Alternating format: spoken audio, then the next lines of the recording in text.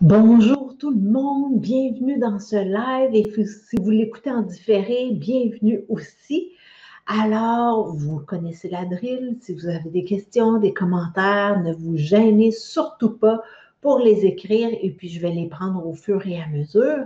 Alors, c'est Martine Gariepi pour Solutions EFT et qu'est-ce qu'on va voir aujourd'hui ensemble? Bien, on va voir comment mettre des limites sereinement. Et ça, c'est pas évident si je me fie à toutes les clientes que j'ai qui en arrachent en tabarouette pour y arriver. Et si vous êtes comme elle, bien, je vais vous donner quelques trucs parce qu'il faut absolument arriver à dire non quand ça ne nous tente pas. On ne dit pas non juste pour le plaisir de dire non, là, mais il faut se respecter et si on est un entrepreneur et qu'on veut garder notre énergie, il faut plutôt dire non parfois et ça veut dire qu'on dit oui à autre chose. On laisse de la place pour faire des choses qui nous tentent plus ou pour des clients avec qui ça clique un petit peu mieux. Alors, c'est important d'être capable de dire non sereinement. Et on va voir, justement, là, je regarde ma feuille, qu'est-ce que ça veut dire de dire non? Ça veut dire parfois qu'il y a une partie de nous qui voudrait donc dire oui. C'est quand on a des demandes de clients, ça peut être des demandes pour une faveur, pour avoir une case horaire qui est justement pas dans notre horaire ou un client qui veut un rabais. Puis c'est comme, des fois, on a de la difficulté à dire non et il le faudrait. Parce que quand on lui dit oui, c'est comme si on ne respecte pas ce que nous, on avait établi, nos règles à nous qui nous font du bien, qui font qu'on est au top de notre énergie pour justement aider nos clients à aller mieux. Alors, c'est super important de se respecter pour offrir le meilleur service, bien entendu. Et des fois, on a peur de dire non parce que c'est des fois, on se dit, ah, ben, je vais peut-être perdre mon client si je lui dis non. Et puis, des fois, on se dit, ah, ben, je vais faire une exception dans ce cas-ci. Puis là, ben, on fait une autre exception, puis une autre exception, puis finalement, ça devient la règle. Et là, on se met à aimer un petit peu moins ce qu'on fait et peut-être même qu'on en vient à avoir du ressentiment. Parce que là, c'est comme, ah, tabarouette, je dis toujours oui alors que je ne devrais pas. Puis là, dans le fond, les clients, eux autres, ils ne perdent rien de demander. C'est à nous à établir nos limites. Alors, c'est vraiment important. Et comment est-ce qu'on peut mettre des limites sereinement? Bien, vous me voyez venir, je le sais, là. Oui, des petits pouces, merci, bonjour tout le monde. Et vous me voyez venir, c'est en tapotant, bien entendu, qu'on peut mettre des limites sereinement, mais c'est quand même pas quand le client qui nous demande « Hey, est-ce que tu pourrais me prendre telle journée à telle heure? » alors que nous, on avait prévu de ne pas prendre de client à ce moment-là. C'est certainement pas merci Élisée pour ton commentaire. C'est certainement pas à ce moment-là qu'on dit « Attends une minute, là », puis on lui tapote. Puis là, il se dit « Mais coudonc, qu'est-ce qu'elle fait? Elle est en train de se tapoter dans le visage. C'est quoi cette affaire-là? » C'est pas à ce moment-là. C'est plutôt avant. Donc, c'est de s'imaginer avant. Donc, imagine, vous connaissez vos clients. Vous savez qu'il y en a, ils sont un petit peu plus faciles que d'autres. Et imaginez un de vos clients ou une de vos clientes qui est peut-être un petit peu plus demandante que les autres. Et là, vous voyez, qu'est-ce qu'elle pourrait vous demander? Est-ce qu'elle pourrait vous demander de la prendre à un moment donné que finalement, vous n'en faites pas? Moi, je me souviens, j'ai une cliente à un moment donné qui m'a texté, puis elle me demandait, dans le temps que j'étais massothérapeute, elle me demandait pour un massage un dimanche soir.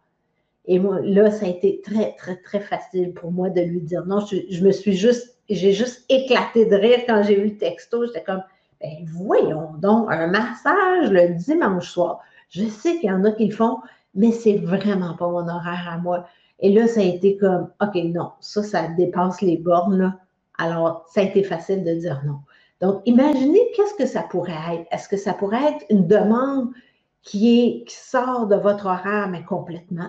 Est-ce que ça pourrait être une demande de, ah ben voyons, je suis une cliente fidèle, là, tu devrais commencer à me faire un rabais parce que je viens souvent, puis offre-moi donc un rabais. Ou bien quelqu'un qui veut vous acheter un produit, parce que des fois, on vend des produits aussi, puis ils disent, non, mais là, tu ne peux pas me vendre ça, ce prix-là, ça doit te coûter la moitié de ça à toi, donc vends-moi-le donc au cost, là. Alors ça pourrait être une demande aussi. Alors, faites juste voir quelle sorte de demande cette cliente ou ce client-là pourrait vous faire et imaginez comment vous vous sentez. Moi, j'ai des clientes qui figent, qui sont comme, oh mon Dieu, je ne sais pas quoi répondre. Qu'est-ce que je fais? Qu'est-ce que je fais? Je ne sais pas. Puis finalement, on dit, OK. Alors, c'est bien de se l'imaginer avant pour ne pas se retrouver dans cette situation-là, justement, quand la demande survient. Alors, imaginez-vous ça. Et ensuite de ça, vous imaginez la demande et là, imaginez comment vous vous sentez quand cette demande-là survient. Est-ce que justement vous paniquez? Est-ce que vous figez? Est-ce que la peur vous envahit? Genre, il faut absolument que je dise oui, sinon je vais perdre ma cliente ou mon client. Qu'est-ce qui est présent quand vous vous imaginez recevoir une demande qui ne correspond pas aux règles que vous avez établies? Puis les règles, ça peut être sur l'horaire, vos tarifs, peu importe. Et je vois ça souvent aussi avec mes clients. Leur case horaire est d'1 heure et puis finalement, la cliente, elle part, puis ça a pris 1 heure et demie et ils ont chargé le même tarif.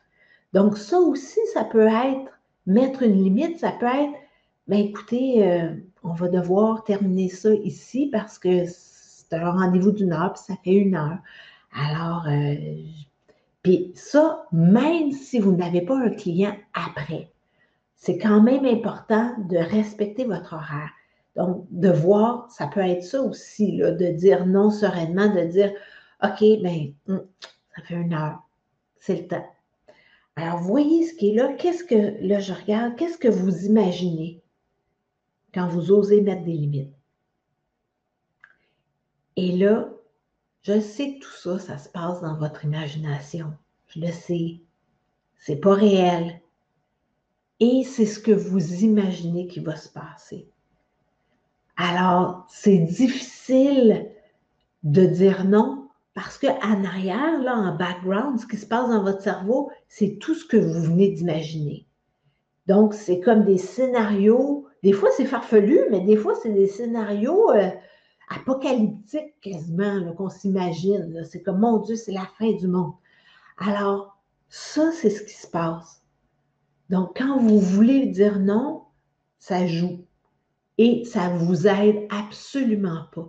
Donc, c'est important de tapoter avant que ça se passe pour que quand vous avez à mettre une limite, bien ça ne joue plus en background. Et là, vous êtes sereine, vous êtes solide et vous dites non, voici mon horaire, c'est du lundi au vendredi ou peu importe, et c'est de telle heure à telle heure.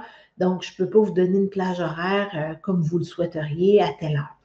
Ou je ne peux pas vous faire de rabais, mes prix sont établis, voici ma grille tarifaire, elle est affichée, c'est ça.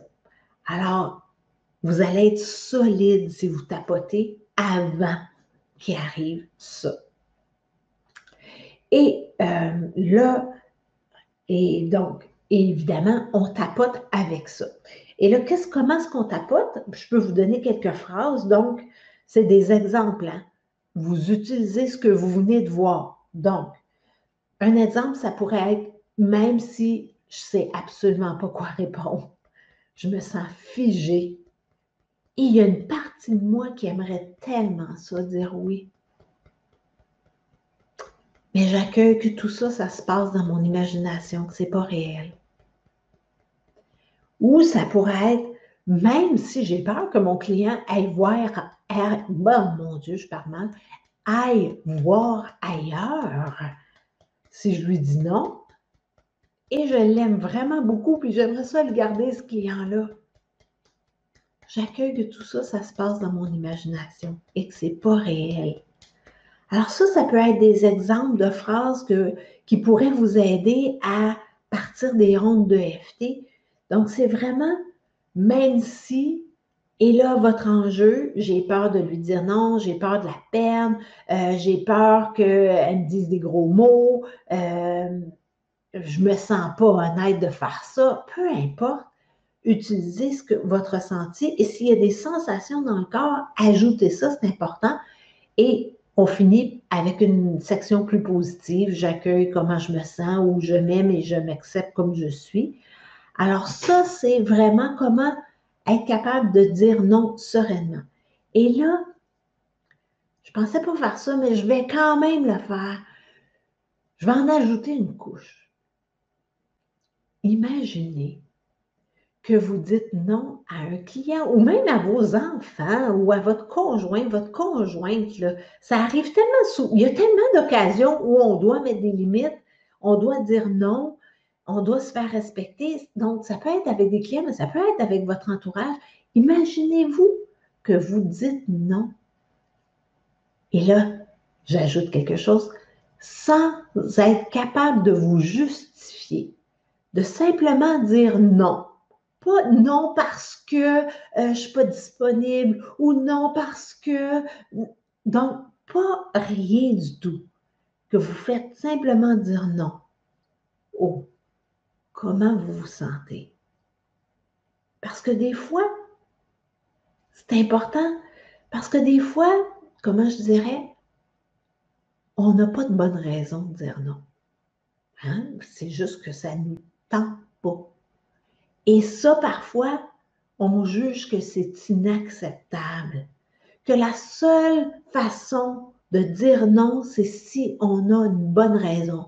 Je suis trop fatiguée, je suis malade, il faut que je prenne soin de quelqu'un d'autre, blablabla. Est-ce que vous êtes obligé de vous rendre malade avant d'être capable de dire non? Est-ce que vous êtes obligé d'être submergé par le travail pour être capable de dire non? Alors, c'est important d'ajouter cette couche-là pour voir si vous êtes capable de dire non juste parce que ça ne vous tente pas. Je sais, ça peut paraître épouvantable, mais des fois, on a besoin de prendre du temps pour soi pour se ressourcer.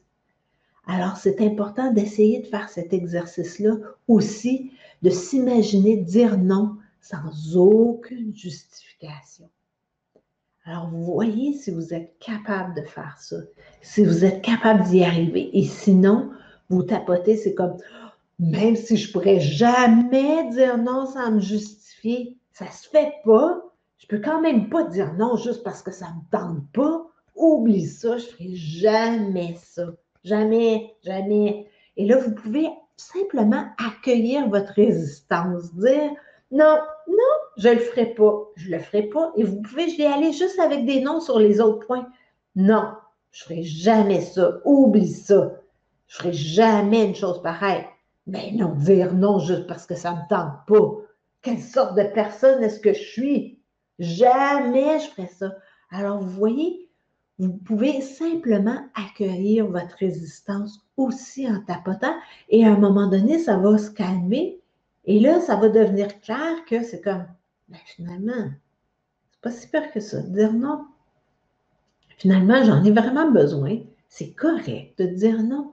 Parce que des fois, en disant non, ben, on permet à l'autre personne de continuer à chercher quelqu'un pour l'aider à qui ça tente vraiment.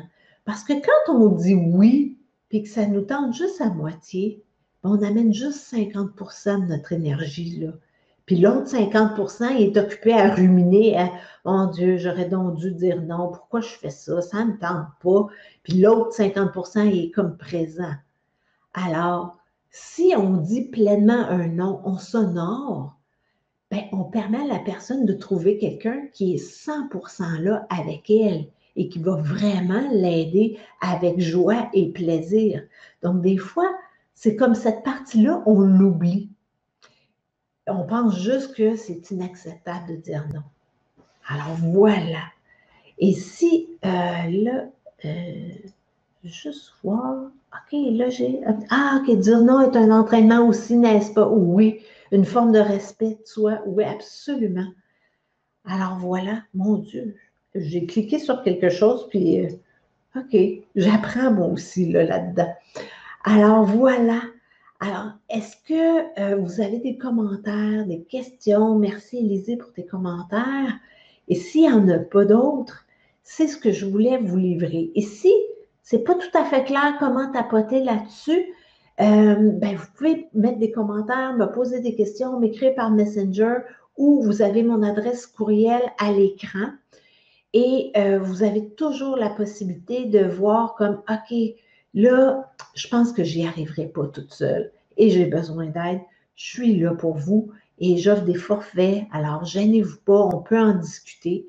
Et sinon, ben, la semaine prochaine, il y a un prochain live et je vais vous expliquer comment vous défaire de croyances limitantes. Parce que ça, c'est quelque chose de très, très difficile. Oh, merci pour le rappel. Merci, Lynn. Merci d'être là. Alors, s'il n'y a pas d'autres questions, je vous remercie bien sincèrement d'avoir été là, de me permettre de faire ça. Et je vous dis à la semaine prochaine.